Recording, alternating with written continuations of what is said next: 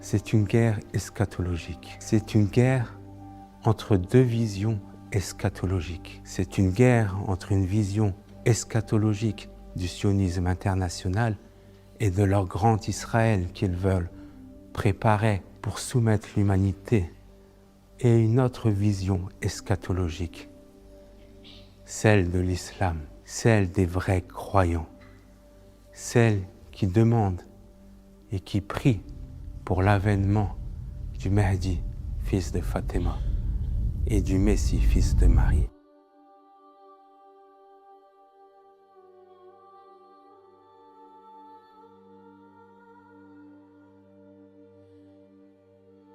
أعوذ بالله من الشيطان الرجيم بسم الله الرحمن الرحيم اللهم صل على محمد وآل محمد اللهم صل على محمد وآل محمد. Au nom de Dieu, Ar-Rahman, le Clément. Salutations fraternelles à tous. Aujourd'hui, pour commencer, j'aimerais revenir sur cette semaine d'actualité que nous vivons durant ce mois béni de Ramadan, arrivé sur le Moyen-Orient. Le monde entier regarde l'Iran. Le monde entier est stupéfait par ce que fait l'Iran. L'arrogance, la bassesse, l'ignorance de cet empire américano-sioniste a osé frapper l'Iran. En pleine négociation, ils ont décidé de frapper l'Iran. Dans leur schéma, dans leur réflexion, dans leur think tank, ils ont mis en place, planifié une attaque contre l'Iran. Au premier jour, ils nous disaient que cette guerre allait durer 3 jours. Premier jour, ils allaient tuer les responsables iraniens, ainsi que notre guide. Deuxième jour, les Iraniens allaient sortir dans les rues danser et remercier les Américains et le sionisme international. Et le troisième jour, Trump allait élire un nouveau dirigeant pour l'Iran et le monde serait en paix. Voilà la stratégie déclarée qu'ils avaient en tête. Ce ne sont pas des malades mentaux, et tout cela pendant le mois de Ramadan. Toute cette semaine, j'ai écouté beaucoup d'experts dans tout ce qui est militaire, dans les stratégies, dans les centres d'intelligence, comme ils appellent. Ceux qui ont opinion sur lui. Quand je parle d'experts, je ne vous parle pas des experts qui passent sur BFM ou les chaînes françaises, mais vraiment des experts. Américains, chinois, russes, iraniens, un peu de tout, même des Français et Européens. Et ce qui est bizarre, c'est qu'au deuxième jour, ils se sont tous mis d'accord et à l'unisson en disant « les Américains ont perdu cette guerre ». Avant même qu'elle a commencé, ils avaient déjà perdu cette guerre.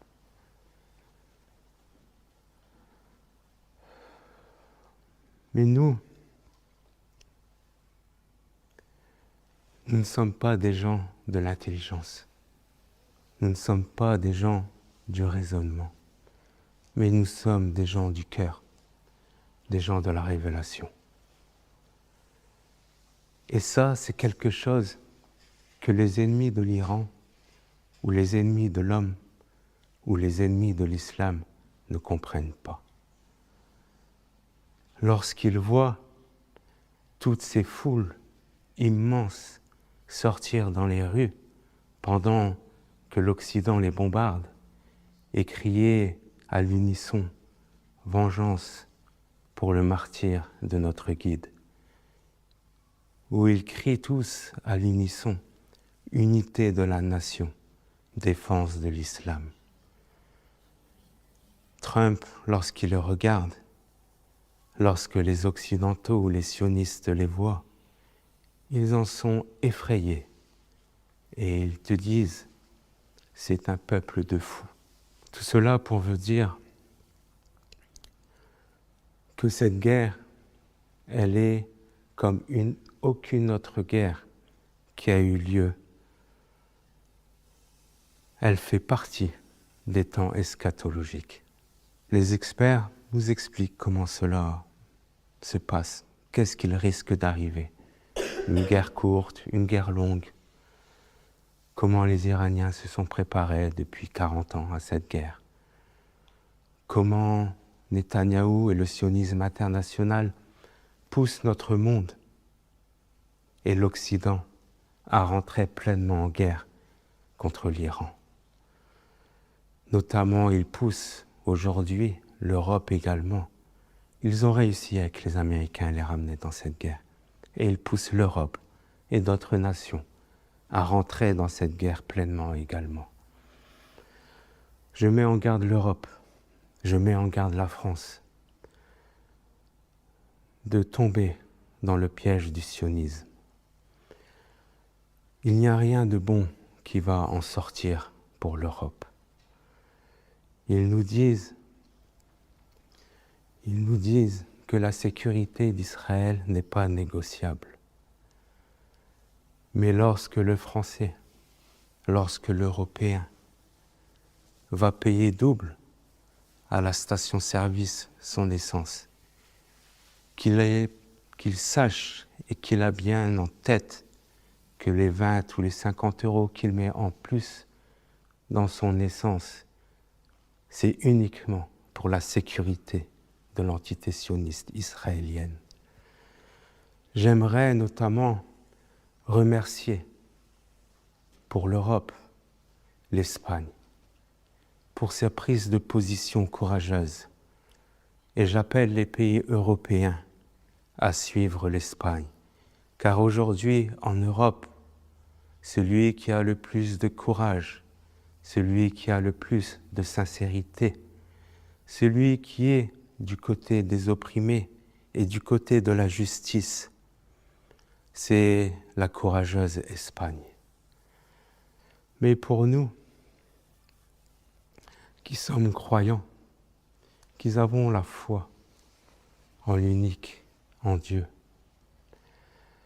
il y a dans tous les think-tanks une chose qui n'est pas prise en considération. Dans toutes les réflexions, dans toutes les centres d'intelligence, une chose essentielle qui n'est pas prise en compte, c'est la foi, c'est la croyance sincère en Dieu et ce qu'elle apporte et ce qu'elle amène en armes aux croyants.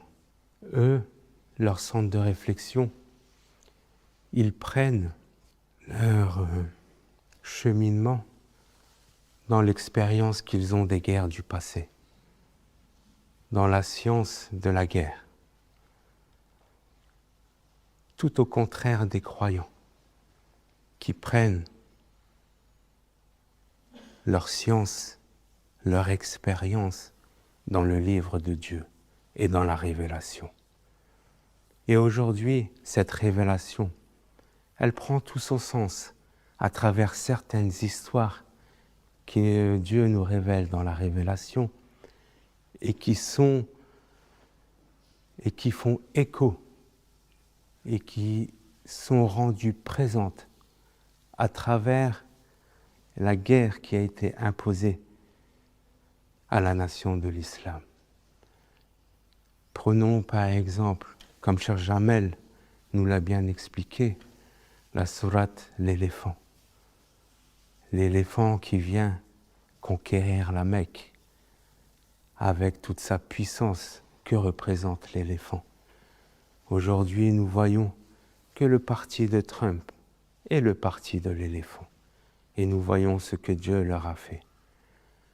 Mais aujourd'hui, plus que jamais, en cette date où la commémoration, où le souvenir, où la mémoire de la bataille de Badr fait également écho, où nous avions, dans ces premiers temps de l'islam, une société médine qui voulait et qui se construisait selon la volonté de Dieu, avec les lois de Dieu.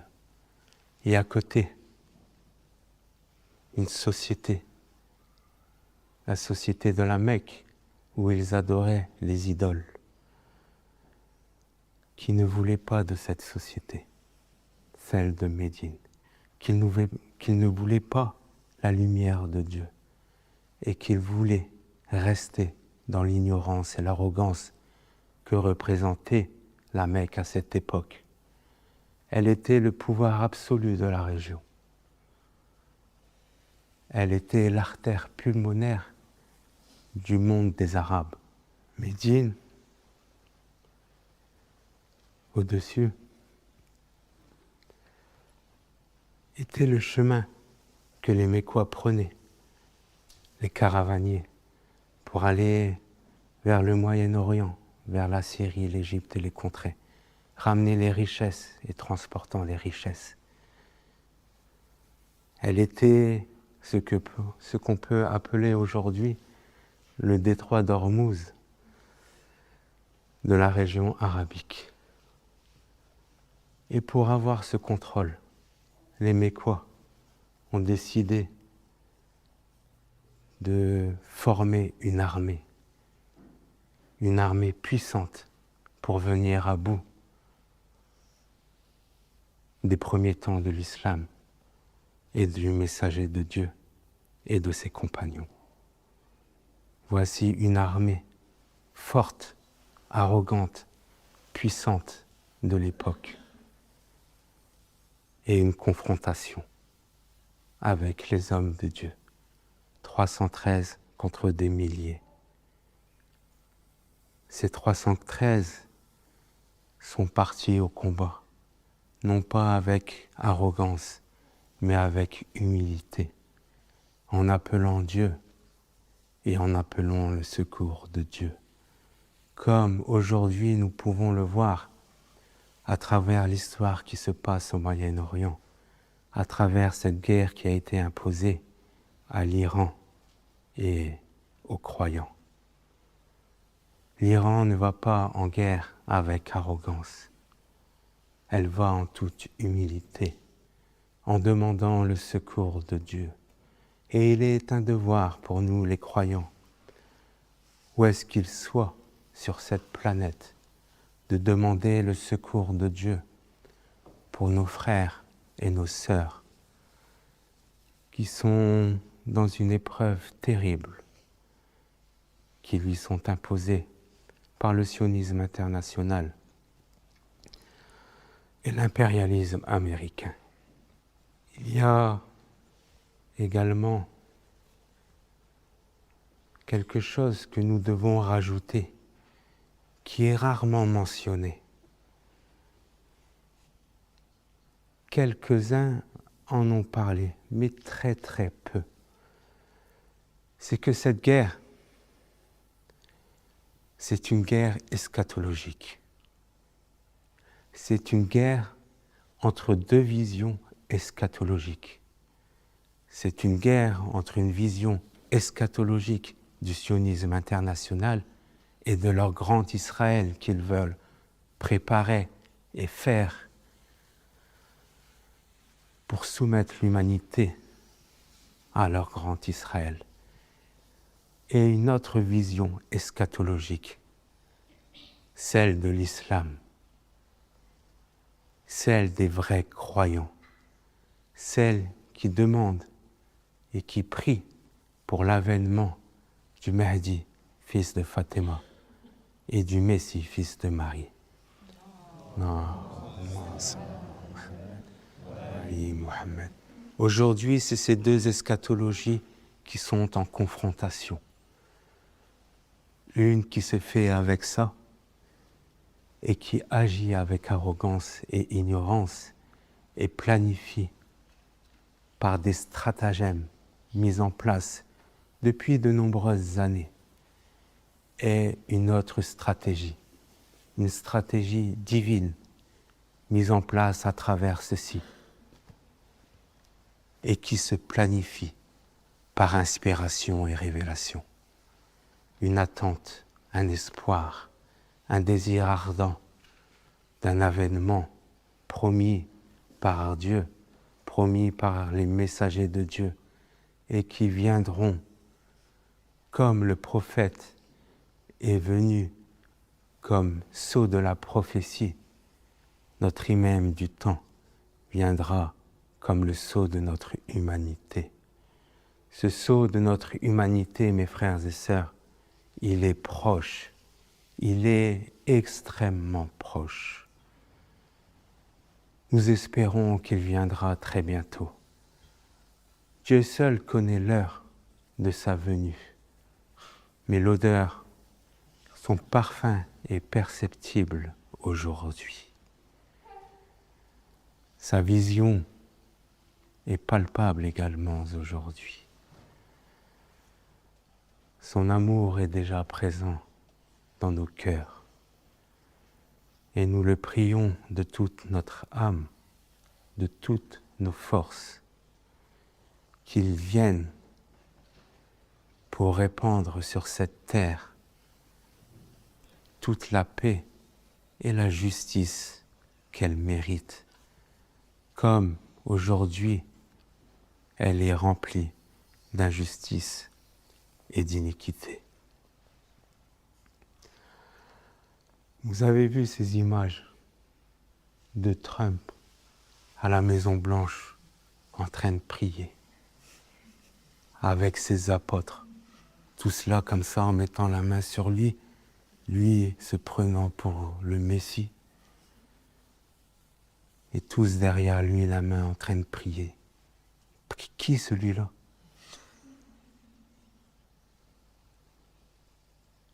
Lors des premières frappes américaines,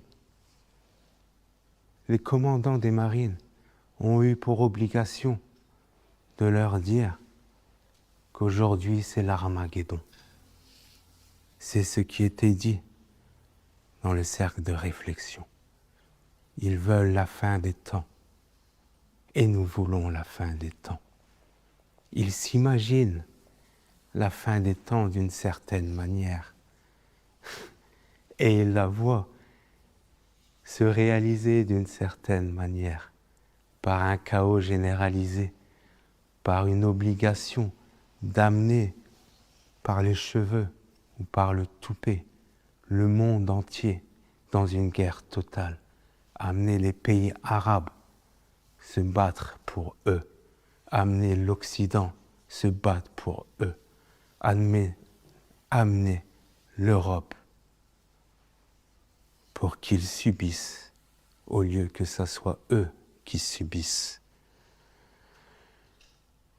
Nous patientons, nous endurons et nous restons patients dans l'engagement que Dieu a pris et que nous avons pris envers Dieu. Il est intéressant de noter ce que les experts ils nous disent. Les experts de la guerre, ils disent l'Iran a déjà gagné. Il lui suffit de faire 3 choses. Patienter, c'est les experts qui disent ça, les experts militaires. Il lui suffit de patienter, il lui suffit d'endurer et il lui suffit de rester ferme dans son engagement. Salawat ala Muhammad wa ali Muhammad. Allahumma salli ala Muhammad. Et ceci, c'est ce que Dieu nous dit. dans la révélation. Nous n'avons point besoin de leurs experts. C'est la révélation qui nous motive. C'est la révélation qui nous résonne, qui nous donne vie. Et c'est la révélation qui mettra un terme au sionisme et à l'arrogance. Aujourd'hui, nous passons à une nouvelle ère. L'ère de l'impérialisme américain est finie, est totalement finie. Et nous allons le voir de nos propres yeux. L'ère du sionisme, aussi bien israélien que le sionisme international, est fini. Les nations se lèvent, les nations n'en veulent plus. Les peuples du monde entier sont témoins de ce qu'ils ont fait et ils en ont horreur. Bien sûr, aujourd'hui, les médias occidentaux ou les responsables occidentaux font tout pour ne pas le voir. Mais c'est une chose qui arrive à très très grands pas. Salawat ala Muhammad wa ali Muhammad.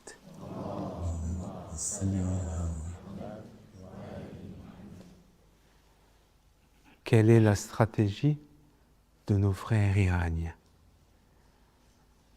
Toute la semaine qui s'est passée, ils n'ont fait que rendre vivant un verset de Dieu. Dieu dit dans la Révélation, en parlant des mécréants, en parlant des ignorants, en parlant de ceux qui se détournent des versets de Dieu, des signes de Dieu, de la révélation, il dit, ils ont des yeux avec lesquels ils ne voient pas. Ils ont des oreilles avec lesquelles ils n'entendent pas. Et ils ont des cœurs avec lesquels ils ont des cœurs avec lesquels ils ne comprennent pas. Cette semaine, nous avons tous été témoins. Les Iraniens n'ont fait que les aveugler dans cette guerre. Ils ont détruit tout leur radar qui leur permettait d'avoir les yeux nécessaires pour contrer leurs missiles. Et vous allez voir que la semaine qui arrive, les Iraniens qui vont détruire leur centre de communication pour que la surprise viendra et qu'ils toucheront le cœur du sionisme.